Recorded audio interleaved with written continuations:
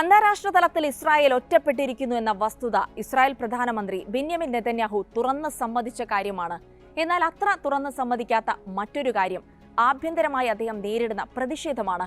ഒരു ഭരണാധികാരി എന്ന നിലയിൽ നെതന്യാഹു എത്രമാത്രം ഒറ്റപ്പെട്ടുവെന്നും അദ്ദേഹത്തിന്റെ ജനസമ്മതി നഷ്ടപ്പെട്ടുവെന്നും തെളിയിക്കുന്നതായിരുന്നു കഴിഞ്ഞ ദിവസങ്ങളിൽ നടന്ന പ്രതിഷേധം.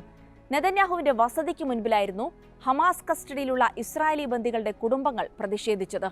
ഗസ നഗരത്തിൽ ഇസ്രായേലി സൈന്യം കരയാക്രമണം ആരംഭിച്ചുവെന്ന വാർത്തകൾ പുറത്തു വന്നതിന് പിന്നാലെയായിരുന്നു സംഭവം. തങ്ങളുടെ പ്രതിഷേധമുണ്ടാകുമെന്നറിഞ്ഞ് നെതന്യാഹു പേടിച്ചോടിയെന്നും പ്രതിഷേധക്കാർ ആരോപിച്ചിരുന്നു. ആ പ്രതിഷേധത്തിന്റെ വിശദാംശങ്ങളാണ് ഇന്നത്തെ ഇൻഡെപ്ത് പരിശോധിക്കുന്നത്. സ്വാഗതം.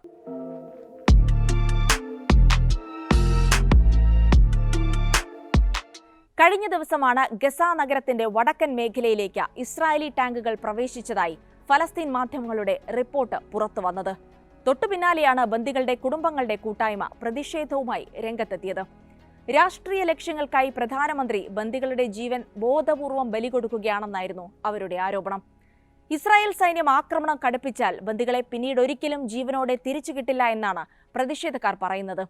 നെതന്യാഹുവിന്റെ ജെറുസലേമിലെ വസതിക്ക് പുറത്തായിരുന്നു പ്രതിഷേധം. എല്ലാവരും പ്രതിഷേധത്തിന്റെ ഭാഗമാകാനും സമൂഹമാധ്യമങ്ങൾ വഴി ബന്ദികളുടെ കുടുംബാംഗങ്ങൾ ആവശ്യപ്പെടുകയും ചെയ്യുന്നുണ്ട്. തങ്ങളുടെ മക്കൾക്ക് മേൽ ബോംബ് വീഴുമ്പോൾ എങ്ങനെയാണ് വീട്ടിലിരിക്കാൻ സാധിക്കുക എന്നതാണ് അവർ ഉയർത്തുന്ന പ്രധാന ചോദ്യം. IDFന്റെ ആക്രമണത്തിൽ പല ബന്ദികളും കൊല്ലപ്പെട്ടതായി റിപ്പോർട്ടുകളുണ്ടായിരുന്നു. ഇതെല്ലാം പ്രതിഷേധക്കാർ ചൂണ്ടിക്കാട്ടുന്നുണ്ട്. ബന്ദികളുടെ സുരക്ഷിതത്വം കണക്കിലെടുത്താണ് സൈനിക നീക്കമെന്നാണ് IDF അവകാശപ്പെടുന്നത്. മുൻപുണ്ടായ സംഭവങ്ങൾ അറിയാതെ പറ്റിപ്പോയതാണെന്നും സൈന്യം ന്യായീകരിക്കുന്നുണ്ട്. എന്നാൽ അതൊന്നും വിശ്വാസത്തിലെടുക്കാൻ തയ്യാറല്ല എന്നാണ് ബന്ദികളുടെ കുടുംബം പറയുന്നത്. സൈനിക മേധാവിയുടെ വാക്ക് പോലും കേൾക്കാതെയുള്ള നെതന്യാഹുവിന്റെ നീക്കം രാഷ്ട്രീയ നേട്ടങ്ങൾക്ക് വേണ്ടി മാത്രമാണെന്ന് ഉറപ്പുണ്ടെന്നാണ് അവരുടെ പക്ഷം. മുഴുവൻ രാജ്യത്തെയും അപകടത്തിലാക്കിയിരിക്കുകയാണ് പ്രധാനമന്ത്രിയെന്നും അവർ ചൂണ്ടിക്കാട്ടുന്നുണ്ട്.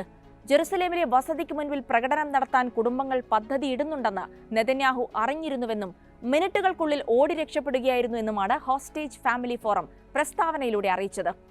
ജെറുസലേമിൽ നടക്കുന്ന പ്രതിഷേധത്തിൽ പൊതുജനങ്ങൾ പങ്കുചേരണമെന്നും ഫോറം അഭ്യർത്ഥിക്കുന്നു.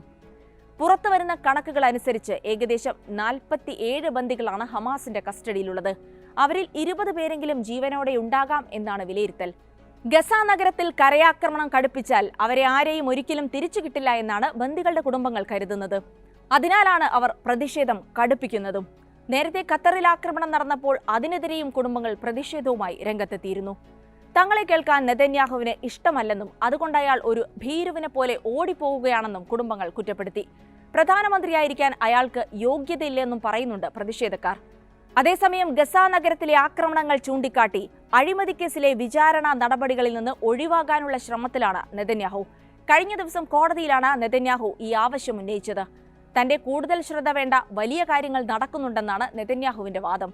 കൈക്കൂലി, വിശ്വാസവഞ്ചന ഉൾപ്പെടെ 3 അഴിമതി കേസുകളിലാണ് നെതന്യാഹു നിലവിൽ വിചാരണ നേരിട്ടുകൊണ്ടിരിക്കുന്നത്.